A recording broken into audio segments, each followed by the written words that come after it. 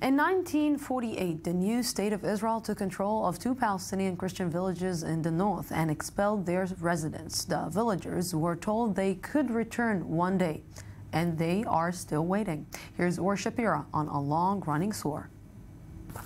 Naida Zahra knows every stone in the village of Biram, northern Israel. For her, it is nothing but home, despite the fact she has never lived here and her father left the village before she was born. Too bad. Only 3 years ago, heavy rain destroyed the roof and it collapsed. In 1948, the Israeli army took control of Biram and Ikrit, 2 Palestinian Christian villages, few hundred meters from the Lebanese border.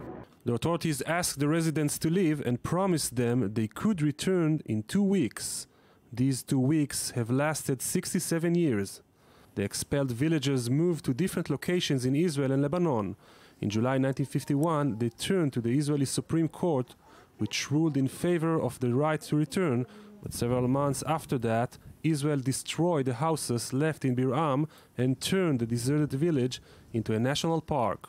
Ever since, many of the expelled residents and their sons come to the site every week and also hold special summer camps for their children, telling the history of the deserted village.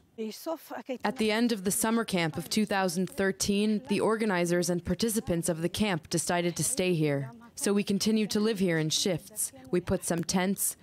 We closed the entrance of the church and schools. We brought heaters and everything else. We continued to stay here a year and a half until the regional council gave us a court order demanding we leave.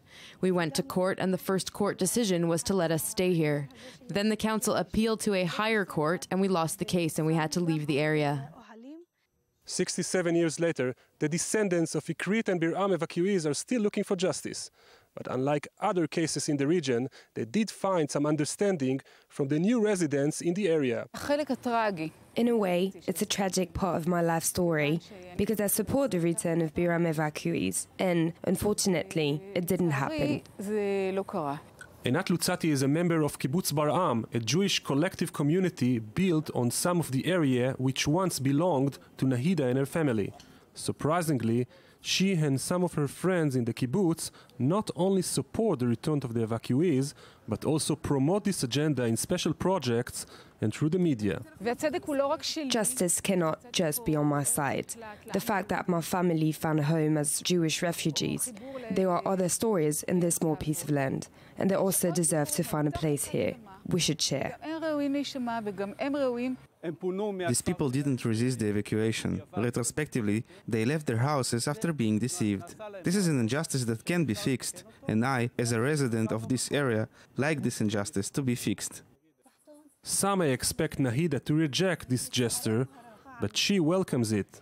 It's true that they sit on our land and work on our land, but it doesn't stop us from having a human dialogue when they don't just acknowledge the injustice, but they also work in their way to fix it. During our trip, I asked Nahida if she really thinks it's realistic to re-establish the village after so many years. Funny question coming from a Jew, she answered. You waited 2,000 years to return to your homeland. For us, 67 years are nothing.